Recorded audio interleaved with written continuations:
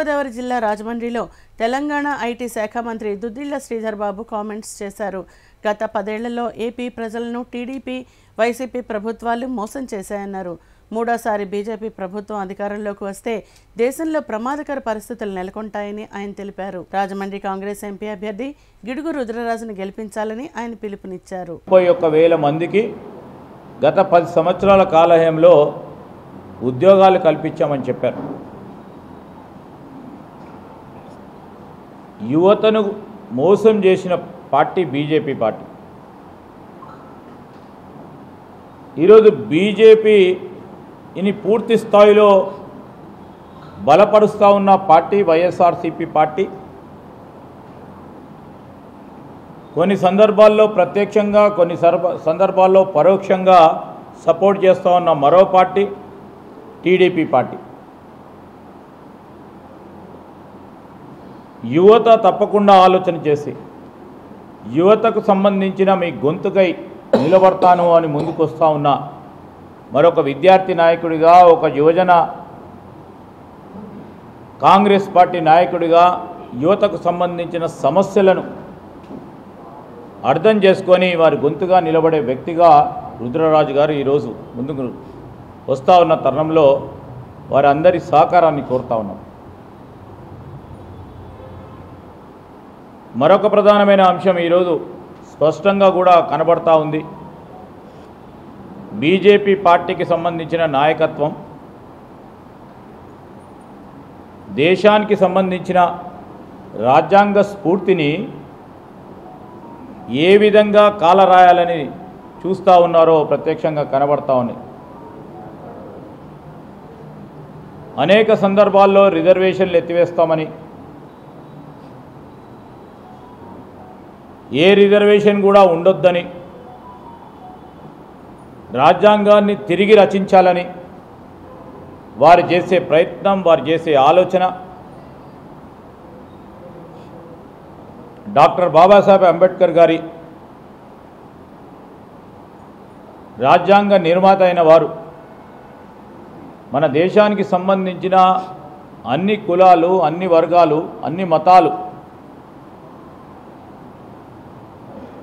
ఈరోజు సెక్యులర్ భావనతో ఈ దేశాన్ని ముందుకు నడిపించాలని ఆలోచన చేసిన మహానుభావుల స్ఫూర్తిని కాలరాసే ప్రయత్నం చేస్తున్న ధర్మిల రేపు 3వ మారు బీజేపీకి సంబంధించిన ప్రభుత్వం ఏర్పాటైతే ఎంత ప్రమాదకరమైన పరిస్థితులు ఏర్పడతాయి ఈ వర్గాలకన్నింటిని కూడా అని ఆలోచన చేయాల్సిన అవసరం ఉంది.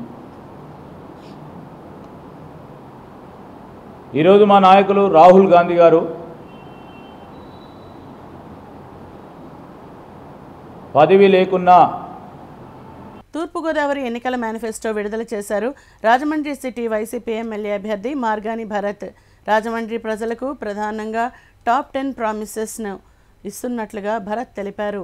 తాను గెలిస్తే రాజమండ్రిలో బ్లేడ్ బ్యాచ్లు లేకుండా చేస్తానని ఆయన హామీ ఇచ్చారు. 24 గంటలు కుళాయిల ద్వారా మంచినీరు అందేలా చేస్తానని అన్నారు. ప్రామిసెస్ కిందన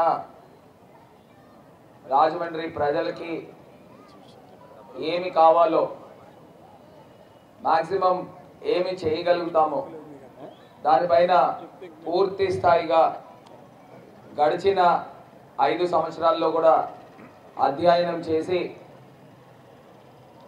ప్రజలకు అందించాలి అనే ఒక దృఢ సంకల్పంతో అడుగులు ముందుకు వేస్తూ ఉన్నాం. మరి మీ అందరికీ పలు మీటింగుల్లో చాలాసార్లు చాలా వివిధ మీటింగ్స్లో కూడా చెప్పి ఉన్నాము. రాజమండ్రి అభివృద్ధి 2022 నుంచే ప్రారంభమైంది. గడిచిన 3 సంవత్సరాలు కరోనాతో పోయినాయి. ఈ 2 సంవత్సరాల్లో కూడా యుద్ధ ప్రాతిపదికన, ఇదేమీ సామాన్యంగా జరిగిన వర్క్లు ఏం కాదండి. జనరల్గా ఇక్కడ కాంట్రాక్టర్లు ఉంటే వాళ్ళకి తెలుసు వర్క్లు ఏ రకంగా జరుగుతాయి. కాంట్రాక్టర్కి అవార్డు అయిన తర్వాత ప్రజాప్రతినిధి వచ్చి కొబ్బరికాయ కొట్టి శిలాఫలకం ఓపెన్ చేస్తే కానీ వర్క్ స్టార్ట్ అయ్యే పరిస్థితులు మునుపెన్నడూ కూడా లేదు. ఆ శిలాఫలకం ఓపెన్ చేసి ఆ కొబ్బరికాయ కొట్టడానికి ఆ ప్రజాప్రతినిధికి ముడుపులు చెల్లిస్తే కానీ అతను రాడు. దాన్ని ఒక నెల రోజులు గెంటుతూ ఉంటారు. ఆ పర్సంటేజ్లు ఇస్తే కానీ ప్రజాప్రతినిధి అడుగు పెట్టడం. దానివలన ఆ ప్రజాప్రతినిధి కాలంలో 5 సంవత్సరాల్లో ఏదో పేరుకో 10 వర్కులో 15 వర్కులో ఆడతా పడతా చేసుకునే సందర్భాలు.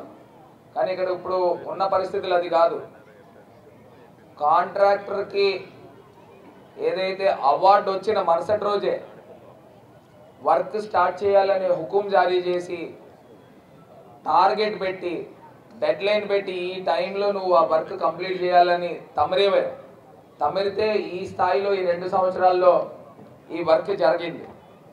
దీని గురించి ఒక చిన్న ఏవి కూడా ప్లే చేస్తాము. మనము రాబోయే 5 సంవత్సరాల్లో ప్రజల ఆశీర్వాదంతో దేవుడి దయతో ఏ రకంగా మనము కార్యక్రమాలు చేస్తామనేది వచ్చిందా, ప్రాజెక్ట్ వచ్చిందా, పోతుందా?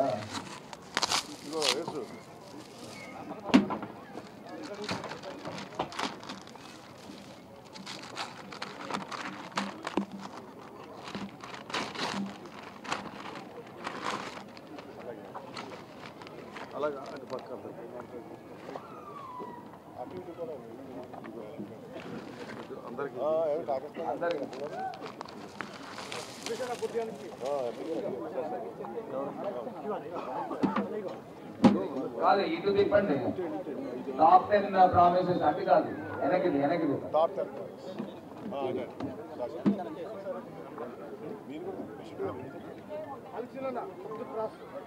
స్క్రీన్ అర్జెంట్ తెచ్చేయండి అమ్మా.